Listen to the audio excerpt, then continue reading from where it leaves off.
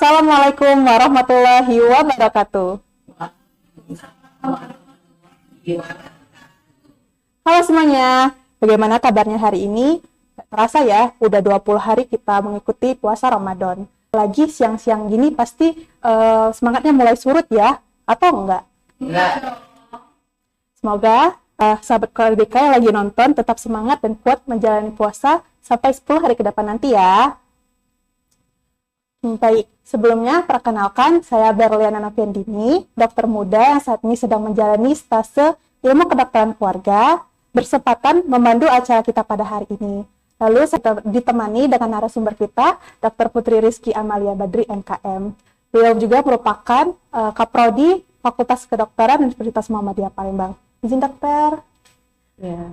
Baik, di sini juga saya ditemani dengan teman sejawat saya, para dokter muda yang saat ini juga menjalani stase di ilmu kedokteran keluarga, di klinik kedokteran keluarga, di Fakultas Kedokteran Muhammadiyah Palembang, di Jalan Kiai Haji Balki, Lorong Banten nomor 16. Baik, jadi sebelum memulai acara kita hari ini, saya mempunyai pantun.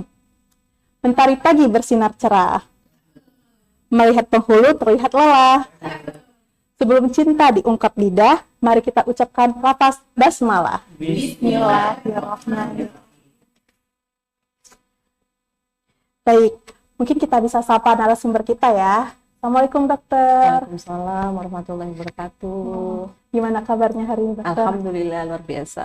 Alhamdulillah luar biasa ya dokter ya. Iya. Gimana puasanya lancar dok? Insya Allah lancar. Alhamdulillah. Deli gimana? Alhamdulillah juga dokter sampai saat ini. Adik-adik di sini lancar? Alhamdulillah. Sebelumnya, terima kasih banyak ya dokter telah menyempatkan waktunya bersedia hadir dan serta berbagi ilmu untuk kita semua, baik yang berada di sini ataupun sahabat KDK yang saat ini sedang menonton di rumah. Baik dokter, mungkin sebelum kita memasuki acara inti, mungkin kita bisa membangkitkan semangat kita terlebih dahulu ya dokter. Ya, mungkin slogannya udah tahu ya dokter ya. Ya, siap. Oke, mungkin kita coba ya. Ramadan, puasa sehat. Oke, dengan sekali percobaan udah terlihat ya semangat-semangatnya. Oke, sesuai dengan slogan kita tadi, puasa itu membuat tubuh kita sehat ya. Jadi puasa itu banyak manfaatnya loh, sahabat KDK. Bisa menjaga kekebalan tubuh kita, lalu juga bisa mendetoksifikasi tubuh kita, lalu juga bisa mengontrol untuk menahan nafsu makan kita. Jadi mungkin badannya mungkin agak gemoy-gemoy, mungkin bisa singset sedikit ya. Oke, nah tema hari ini adalah bagaimana sih puasa aman bagi penderita penyakit kronis. Mungkin kepada Dokter Kiki kami persilahkan. Terima kasih Berli. Assalamualaikum sahabat KDK. Insya Allah hari ini kita mulai mengenal sedikit tentang puasa bagi penderita penyakit kronis. Tentu sahabat KDK sudah mengetahui, mungkin ada juga yang mengalami penyakit kronis. Penyakit kronis adalah penyakit yang berlangsung lama dan mungkin saja bisa menimbulkan berbagai komplikasi. Nah, untuk berpuasa khusus bagi penderita penyakit kronis ini memerlukan perhatian khusus. Beberapa penyakit kronis seperti yang kita ketahui, misalnya ada hipertensi, ada diabetes mellitus, kemudian ada gastritis, ada penyakit ginjal kronis dan lain-lain, itu tentu masih bisa untuk berpuasa namun dengan beberapa rules atau aturan. Baik, mungkin kita ke diabetes mellitus dulu ya, Beli ya. Jadi diabetes mellitus sendiri itu diartikan sebagai penyakit atau gangguan tubuh yang kronis dan multietiologi yang ditandai dengan peningkatan kadar gula dalam darah akibat dari tidak mampunya insulin dalam melakukan fungsinya. Bagaimana sih caranya penderita diabetes mellitus untuk berpuasa?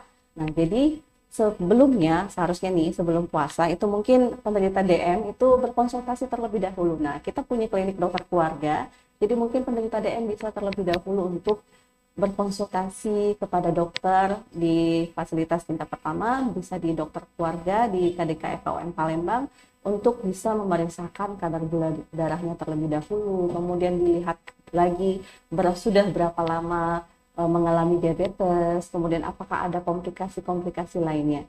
Nah, melakukan pemeriksaan kadar glukosa darah apabila mengalami beberapa gejala. Ada gejala hipoglikemia, ada gejala hiperglikemia. Jadi apabila didapatkan kadar glukosa darahnya itu di bawah 60 mg per desiliter, atau meningkat di atas 300 mg per desiliter, puasa mungkin dapat dibatalkan. Namun memang harus tentunya berkonsultasi ya dengan dokter terlebih dahulu. Yang bisa dilakukan oleh penderita diabetes mellitus secara mandiri mungkin adalah merasakan terlebih dahulu gejala apa yang dirasakan oleh penderita. Misalnya pasiennya merasa lapar, sulit berkonsentrasi, ya, kemudian bisa kesemutan, lelah, pusing, gemetar, pucat, keringat dingin, atau jantung berdebar-debar. Nah, itu sebaiknya puasanya dibatalkan atau tidak dianjurkan untuk berpuasa karena itu sudah merupakan gejala dari hipoglikemia. Ada juga gejala lainnya, yaitu gejala hiperglikemia. Contohnya adalah mulut dan kulit kering, bisa haus, pusing, sering buang air kecil, nafas terengah-engah, atau bau nafas yang tidak sedap.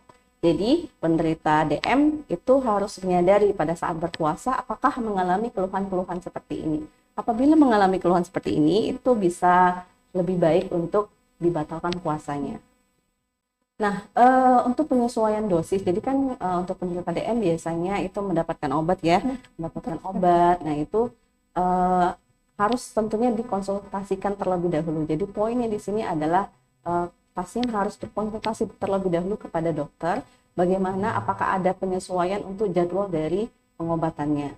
Tentunya yang pertama itu adalah kita harus menghindari makanan yang terlalu manis. Ya, jadi berbuka itu bukan dengan yang manis ya, tapi berbuka itu disunahkan itu menggunakan kurma gitu ya. Jadi bukan yang manis-manis, biasanya kita pakai sop buah ya, kemudian pokoknya yang es teh seperti itu ya. Manisnya itu ya, terlalu betul, banyak ya, gula-gula terlalu manis. Nah, malah hal-hal tersebut yang bisa membahayakan ya, karena itu bisa malah meningkatkan kadar gula darah bagi para penderita diabetes mellitus. Terus ya. Nah, sebetulnya puasa tadi yang sudah disebutkan oleh Berli tadi itu betul sekali. Jadi sebetulnya banyak sekali manfaat yang bisa kita dapatkan dari berpuasa, terutama di berpuasa di bulan Ramadan. Namun hal-hal yang bisa memperburuknya adalah kebiasaan kita pada saat berbuka puasa atau pada saat sahur begitu. Jadi pemilihan makanan itu sangat penting. Ya, sangat penting karena akan mempengaruhi dari kadar glukosa darah tubuh kita. Nah, ini menyegerakan berbuka atau usahakan makan sahurnya menjelang waktu imsak ya. Jadi bisa setengah dari piring makan itu kita isi dengan sayur dan buah, kemudian seperempatnya lagi diisi dengan protein, dan seperempat piringnya lagi dipenuhi oleh bisa ya seperti sekarang ya, bisa nasi, gandum, atau pasta atau karbohidrat lainnya. Kemudian makanan berbuka itu bisa berupa buah-buahan. Nah, tadi yang seperti kita sebutkan ya, kita disunahkan untuk memakan kurma, bisa juga pisang, melon, pepaya yang kaya akan serat dan vitamin. Nah, tapi yang bermasalah adalah ketika kita mencampurnya dengan gula atau susu ya. Nah, susu-susu yang manis, nah itu yang malah akan meningkatkan kadar gula darahnya. Baik. Nah, kemudian juga dihindari untuk aktivitas yang terlalu berlebihan, karena kan pada saat kita berpuasa itu ada pembatasan cairan. Jadi kita tidak makan, tidak minum gitu selama lebih kurang mungkin 12 sampai 13 jam ya. Nah, terus kita melakukan aktivitas yang berat sehingga mungkin akan menimbulkan dehidrasi. Ya, jadi jangan terlalu banyak melakukan aktivitas-aktivitas yang berlebihan. Kemudian tentu yang paling penting adalah selalu berkonsultasi dengan tenaga kesehatan, terutama bagi sahabat KDK yang sudah terdaftar sebagai peserta di Klinik Dokter Keluarga FKUM Palembang dapat langsung berkonsultasi kepada dokternya ya, atau kepada adik-adik yang ada di Departemen Kedokteran Keluarga. Nah, ini adalah manfaat. Jadi apa sih manfaat puasa pada penderita DM? Mungkin pada awal-awal kita berpuasa, tubuh kita itu memobilisasi semua glukosa untuk energi. Namun ketika glukosa tidak ada, itu akan digunakan sumber-sumber energi lainnya, ya. Jadi seperti glycogenolisis, lipolisis, atau gluconeogenesis. Itu adalah pemecahan energi dari sumber-sumber yang lain. Sehingga itu bisa menyebabkan penurunan berat badan, kemudian mengatur kadar glukosa darah, membantu memecah lemak. Jadi bisa membantu bagi penderita-penderita diabetes mellitus dengan obesitas misalnya ya, itu bisa dengan menurunkan berat badan. Kemudian hormon-hormon itu juga akan semakin optimal ya. Jadi dapat meningkatkan manfaat puasa dengan cara mencegah kadar glukosa turun terlalu rendah.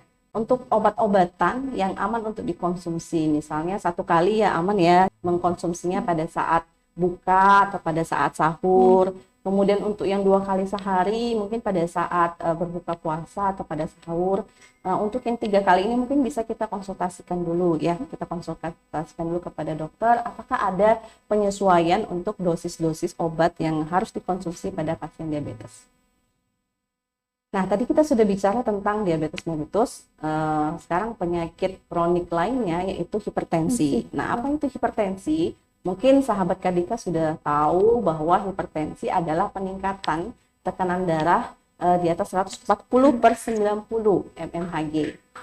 Untuk penderita-penderita hipertensi itu diharapkan untuk tidak makan dan tidak minum yang berlebihan ya. Jadi kita berpuasa itu terjadi penghentian konsumsi air selama puasa, itu malah bisa meningkatkan mekanisme konsentrasi urin di dalam ginjal serta meningkatkan kekuatan osmosis urin. Jadi manfaatnya bagus ya.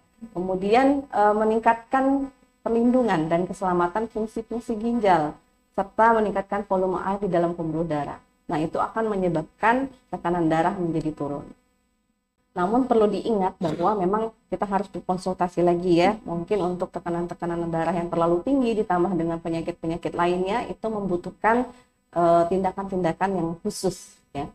Baik, untuk waktu yang aman, kalau misalnya 1 kali sehari itu disarankan bisa diminum pada saat sahur.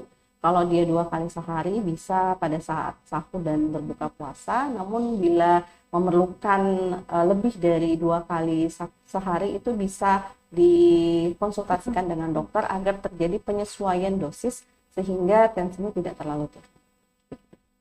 Tensinya lebih terkontrol ya dokter? Ya, betul. Jadi intinya adalah kita harus memeriksakan kondisi kita karena kondisi tiap orang kan berbeda ya. Jadi mungkin ada yang dengan penyakit tertentu, ada yang tidak ada penyakit tertentu gitu. Jadi berbeda-beda. Nah, manfaat puasanya ini adalah bisa menjaga tekanan darah itu tetap stabil. Kemudian selain tekanan darah itu juga bisa menjaga kadar kolesterol karena dia tadi kan sudah kita sampaikan tadi ya ada pemecahan lemak. Ya, sehingga kita bisa menjaga berat badan yang ideal. Kemudian mengurangi retensi garam dan mengurangi resiko resistensi insulin. Untuk tips-tipsnya bagaimana nih tips supaya puasa kita pada penderita hipertensi itu semakin sehat walaupun tinggal 10 hari lagi tapi kita bisa melaksanakan 10 hari ini dengan baik. Di antaranya adalah yang pertama tentu harus berkonsultasi dengan dokter ya. Kemudian hindari konsumsi makanan yang tinggi dengan garam. Ya, jadi pada saat memasak mungkin bisa ditakar, jangan terlalu banyak garamnya ya, sahabat KDK. Kemudian cukupi kebutuhan cairan tubuh dengan minum air putih ya, kurang lebih 2 liter sehari. Kemudian kita bisa menjaga kebutuhan cairan tubuh selama berpuasa. Nah, kita bisa menerapkan pola 2-4-2 ya, jadi 2-4-2 dalam konsumsi air putih. Itu adalah 2 gelas pada saat berbuka puasa, kemudian 4 gelas itu setelah berbuka ya pada saat malam hari, dan 2 gelasnya lagi itu pada saat sahur. Kemudian juga boleh berutin untuk berolahraga, jadi walaupun kita berpuasa kita tetap harus rajin berolahraga, tapi memang olahraganya tidak boleh yang terlalu berat ya. Tidak boleh berlebihan dokter ya, untuk betul, olahraga. karena bisa menyebabkan dehidrasi. Kemudian ya perbanyak makan sayur ya dan buah-buah. Nah, tadi sudah ada hipertensi, sekarang kita beralih ke gastritis. Nah, ini paling banyak juga ya Berlia, kalau di klinik ya, banyak yang menderita gastritis. Itu adalah kondisi dari ketidaknyamanan karena peningkatan kadar asam lambung. Ya, jadi ini juga bisa disebabkan oleh faktor psikologis ya. Jadi mungkin kita stres atau apa ya. Pada saat kita berpuasa kan kita disuruh untuk menahan dari amarah begitu ya, jadi bisa menurunkan faktor-faktor stres psikologis kita. Kemudian puasa ini kan memberikan waktu istirahat ya bagi lambung karena tidak ada asupan makanan lebih kurang selama 12 jam dan akan membantu untuk mengurangi beban kerja lambung dan mencegah masalah pencernaan.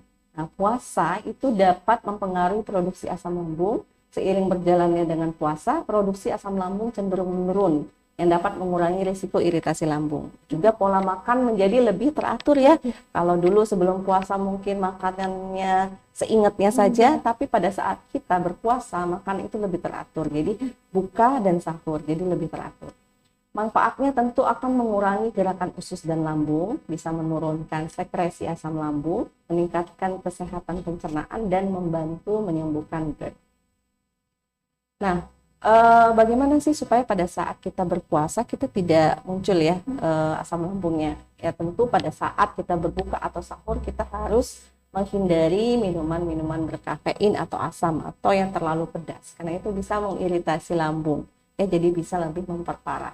Kemudian buka puasanya harus tepat waktu ya, jadi di agama kita pun disarankan untuk menyegerakan berbuka ya. Kemudian makanlah dengan porsi kecil tapi sering ya, jangan langsung makan banyak pas buka ya, jadi kita makan kontrol besar gitu. betul ya, jadi sedikit-sedikit tapi sering.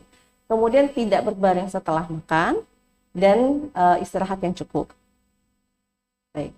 Biasanya ini Gen Z dokter yang tidurnya tuh nggak cukup kayak gitu Ya kan. betul, begadang ya. Iya, Nah, penyakitnya itu juga tren malah- banget sih. Betul, itu malah akan memperparah penyakit asam lambungnya ya, atau gastritis.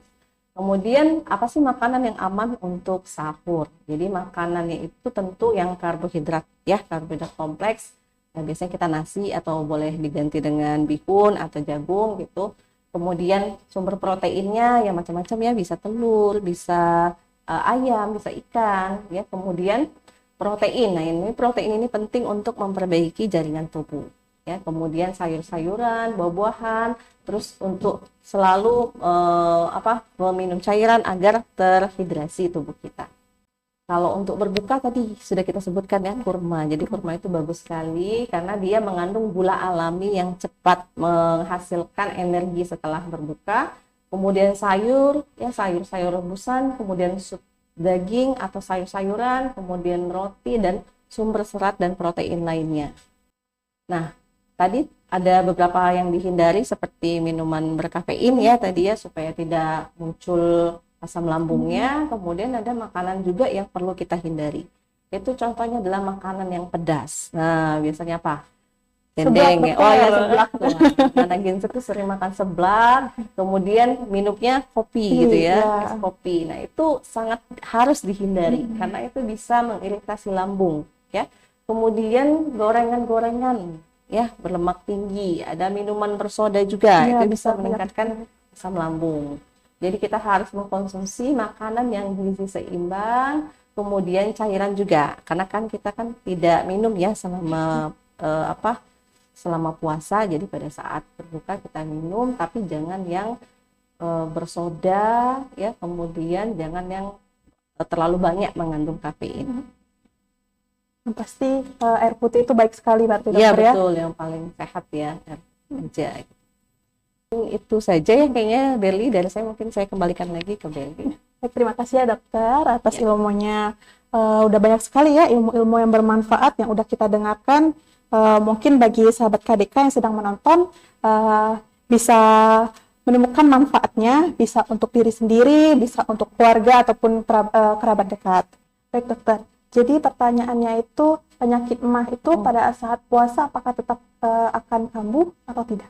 Ya, jadi tadi sudah sempat kita sampaikan ya bahwa banyak yang mempengaruhi dari penyakit MAH ya atau gastritis tersebut, bisa dari makanan atau bisa dari psikologis. Nah, jadi kalau dari makanan pada saat sahabat KDK-nya lagi sahur, mungkin tadi makan apa tadi Billy? Makan yang dendeng yang pedas, maksudnya ditambah dengan sayur-sayurnya yang pedas, ditambah tadi ada minuman-minuman yang asam atau yang berkafein. Nah, itu pada saat dia berpuasa mungkin akan kambuh karena dipicu oleh faktor eksternal seperti makanan-makanan yang bisa mengiritasi lambung, atau pada saat dia ini nih lagi anak Gen Z nih dapat ujian, tiba-tiba cemas, kemudian timbullah asam lambungnya naik dan bisa kambuh gitu ya. Jadi banyak faktor, tetapi salah satu di antaranya adalah makanan, sehingga perlu kita untuk menjaga makanan pada saat sahur gitu. Betul, baik sekali dokter ya. Banyak juga faktor-faktor eksternal tadi yang Ya, sudah betul. disebutkan sama dokter. Contoh olahraga Contoh olahraga pada saat puasa mungkin jalan biasa ya, jalan ya, Jangan yang benar-benar kayak senam aerobik yang pakai badminton, itu mungkin dihindari dulu karena itu olahraga yang berat ya. Itu bisa banyak mengeluarkan keringat gitu ya. Sementara tubuh kita tuh belum ada nih cairan selama lebih kurang 12 sampai 13 jam. Jadi olahraga yang berat itu dihindari dulu. Tapi tetap boleh olahraga misalnya dengan jalan kaki gitu ya. Nah, mungkin untuk waktu durasi olahraganya berapa lama, dokter? Ya mungkin sekitar 15 menit begitu ya, jangan terlalu lama. Dan juga dihindari olahraga yang misalnya di terik matahari nih ya, siang-siang itu olahraga, itu kan kita keluar keringat yang banyak ya, itu bisa menimbulkan dehidrasi, nanti akan membahayakan bagi kita semua gitu. Mungkin untuk olahraganya biar tidak secara berlebihan tetapi cukup untuk Ya, durasinya, betul. dokter ya. Mungkin udah dicukupkan, dokter ya, untuk pertanyaannya. Mungkin sebelum ditutup bisa kita suarakan lagi slogan kita, dokter, Iya, boleh. untuk semangat, dokter ya. Ya. Ya. Ramadan, tubuh kuat. Mungkin baik, untuk kesimpulannya hari ini, penyakit kronis yang biasa dideritakan itu biasanya ada diabetes mellitus, ada hipertensi, lalu juga ada gastritis. Kunci utamanya itu apabila kita memiliki penyakit tersebut, kita memiliki harus persiapan. Persiapannya itu bisa kita konsulkan ke dokter kita, bisa kita kontrol, lalu juga kita harus menata dari apa yang masuk ke dalam tubuh kita, Ya, seperti betul. makanan. Untuk nutrisinya itu juga harus kompleks, seperti karbohidrat harus cukup, lalu juga ada protein cukup juga, dokter ya.